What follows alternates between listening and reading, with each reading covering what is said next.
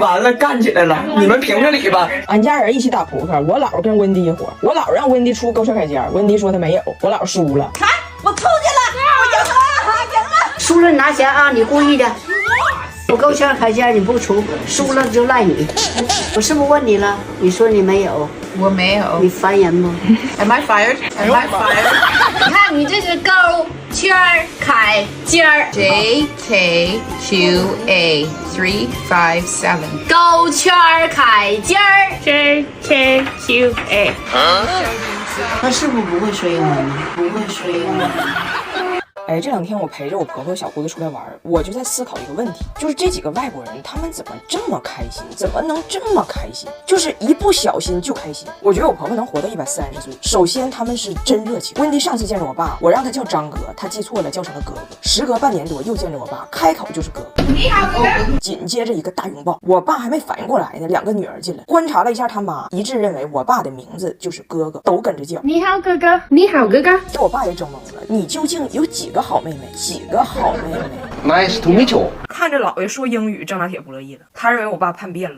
娃娃怎么告诉你？他不光搞破衣服，妹妹们太热情了，还从内蒙给我爸带回来一条屁股能发热的大毛裤。我说温迪，你哥哥喜欢水灵一点的加佩奇骨，你给他这个补充点活力。还有个特点就是精力无比旺盛，哪哪都有他。我们在内蒙玩了一整天，回到蒙古包我们累的都起不来了，他维和去了。温迪听见隔壁蒙古包两口吵架，好像要打起来了，披上衣服就出去了，到处找人，在蒙古包的海洋里找到了汉族的保安包，简称汉堡包。汉堡包到那边说第4排3号包有危险，两口要打架。温迪这通描述呢，内容属实，但坐标错误。吵架那两口子在2排3号，他把保安带到了4排3号。保安到了是两个羞涩的男子，俩人本来不认识，刚被安排住一个屋，此时正在破冰。保安进来说对，大媳妇儿，然后走了。走之后，保安也很困惑，两口没打架呀，看这气氛可能都要圆房了。圆房，我说温迪，咱哪都有你呢，你的精力是哪来的呢？是不是吃他吃的？还有什么事儿都能开心起来？来中国就跟我说，我想这次在中国过一个传统节日。我说这个月只有中元节。他说那你就给我过这个中元节呗。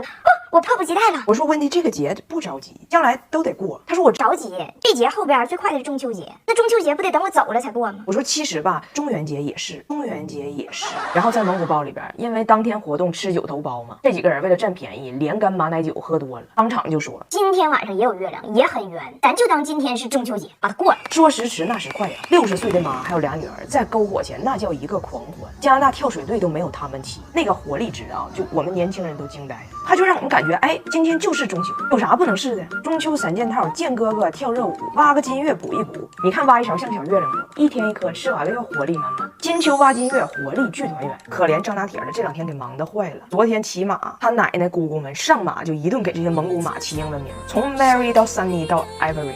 张拿铁刚开始就捂着耳朵不听，妈，我懂你。后来直接在马背上睡着了，睡着了。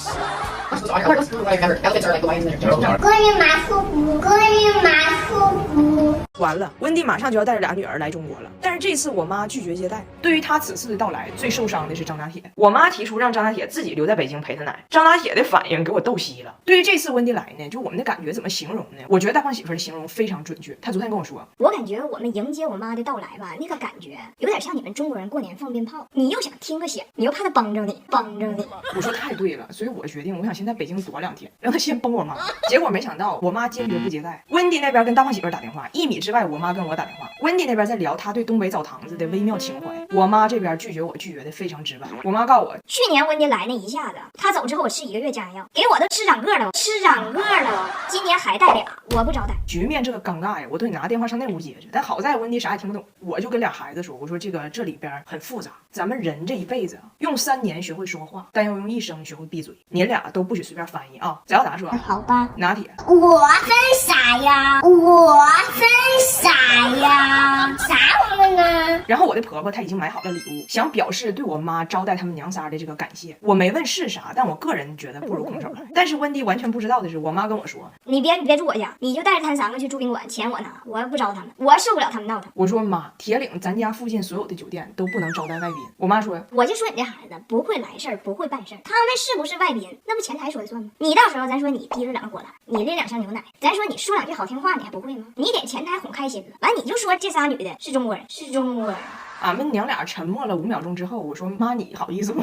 妈你就忍心让我承担这一切？那老话说得好，再苦不能苦孩子。老太太跟我算松口了，但转头就逼我二姨、我老姨、我大舅，让他们今年过节准备好来我妈这认领外国人，一家必须认领一个。我老姨让我问一下温迪，她来了愿不愿意每天晚上给我老姨的孙子补英语？如果她愿意，她愿意收留他。我把这个问题传达了，温迪说她英语不好，反正最后一家认领一个外国人就这么定了。然后我在铁岭没有车，我还得求我爸，每天他们仨需要碰头的时候，我爸挨个站点接一下。我爸同意了，但他说中国的待客之道，整洁是礼仪，车里家里得搞干净。我打开京东让他挑，他一口气买了这些，说年底打扫都能用上。咱就说汽车用品还得是京东，年货节价格还划算。但我没明白洗车机搁家咋用，直到他这么用。最后这些事儿都算是解决了，但是我还是没忍住想逗一下张大铁。张大铁，今年过年你别回铁岭了啊！为什么？你姥说的，今年过年你就负责陪你奶，你留在北京，不用回去了。他说这样的话，这样的话。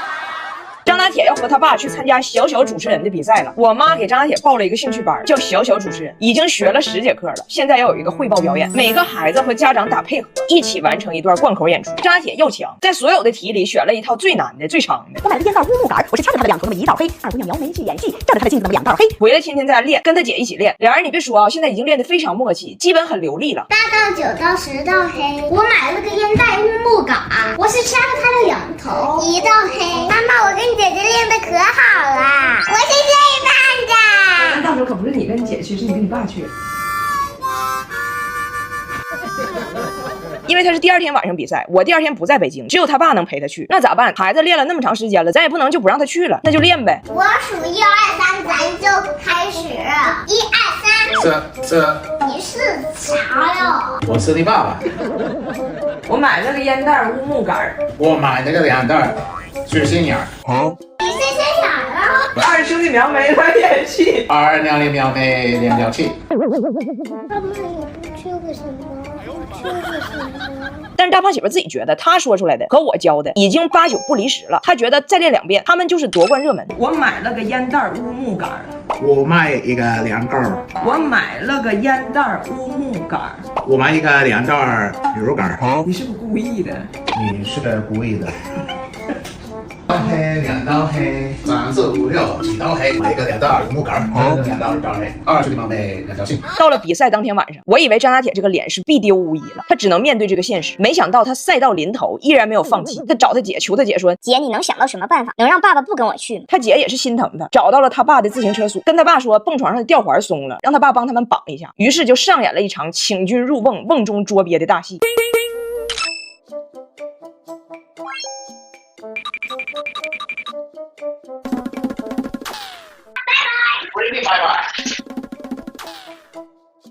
你说这孩子咋这么有主意呢？关键是大脑发育黄金期把握住了，喝的飞鹤星飞分卓瑞，科学添加5大脑磷脂，其中 DHA、ARA 达到1比1.7黄金配比。飞鹤专研大脑营养，而且连续4年全球销量第1，大品牌硬实力，喝着也放心。到这儿，大胖媳妇也没想到自己跟张大铁的情绪是完全相反的。外边张大铁想的是，只要没我爸，我也许能夺冠；他想的是，我得赶紧逃出去陪儿子比赛呀，儿子没了我，比赛得完蛋。你爸最后到底还是去了？我本来都跑了，我爸给我追上了。哎呀，那演完大伙儿给你鼓掌了吗？我演了啥呀？一共10道黑，我跟爸爸刚说了2道黑。老师说拿铁和爸爸可以下去休息了，谢谢。